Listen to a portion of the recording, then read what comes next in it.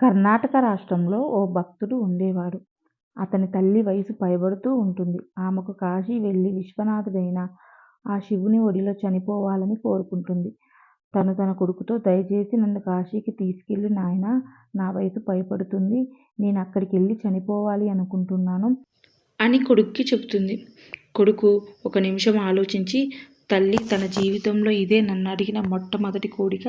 శివయ్య, ఈ కోరికను ఎలాగైనా తీర్చు అని మనసులోనే మొక్కుకుంటాడు. తల్లికి కాశీకి ప్రయాణమవ్వమని చెప్తాడు. తల్లి కొడుకులు ఇద్దరూ దక్షిణ కర్ణాటక నుండి కాశీకి అడవుల గుండా నడుస్తూ సుదీర్ఘ ప్రయాణం మొదలు పెడతారు. పెద్దావిడ కావడంతో ఆమెకి ఆరోగ్యం ఖరాబవుతుంది. కాబట్టి అతను ఆమెను భుజాన వేసుకొని నడవటం మొదలు పెడతారు. కొంత సమయానికి అతనికి శక్తి కూడా క్షీణిస్తుంది. ప్రయాణాన్ని కొనసాగించడానికి అతనికి ఒకే ఒక మార్గం ఉంది. అదే ఆ శివుణ్ణి వేడుకోవడం. శివుణ్ణి ఏమని వేడుకుంటాడంటే, శివా, ఈ ఒక్క ప్రయత్నంలో నన్ను ఓడిపోనివ్వకు. నా తల్లి నన్ను అడిగిన ఒకే ఒక కోరిక తీర్చు. ఇది నెరవేర్చయ్యా. నువ్వు తప్ప నాకు వేరే దిక్కు లేదు. నువ్వే నా తల్లిని కాశీకి తీసుకెళ్ళు అని చెప్పి మొక్కుకుంటాడు.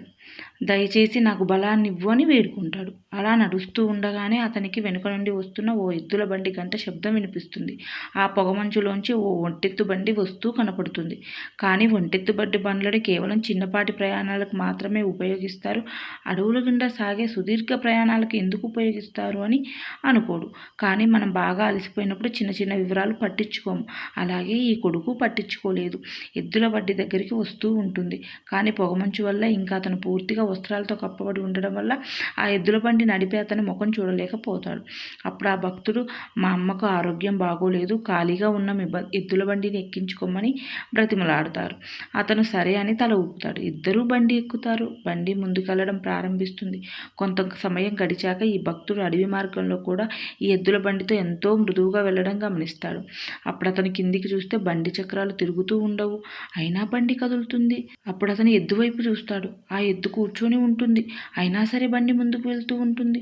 అప్పుడు అతను నడిపే అతన్ని చూస్తాడు. వస్త్రాలు కనపడతాయి కానీ లోపల మనిషి కనపడడు. తన తల్లి వైపు చూసి తన తల్లికి చూపిస్తాడు. తన తల్లి చూసి, మూర్ఖుడా, మనం ఆయన వద్దకు చేరేశాం. ఇక ముందుకెళ్లాల్సిన అవసరం లేదు. ఇదే ఆ చోటు. ఇక నేను వెళ్తాను అని అక్కడే శరీరాన్ని వదిలేస్తుంది. ఆ ఎద్దు బండి ఇంకా నడిపే వ్యక్తి అందరూ మాయమైపోతారు.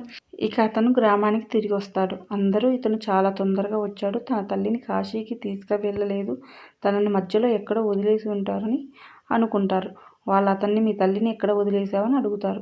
అతను, లేదు, మేము వెళ్ళాల్సిన అవసరం లేదు, ఆ శివుడే మా కోసం వచ్చారు అంటాడు. వాళ్ళు ఇదంతా చెత్తవాగుడు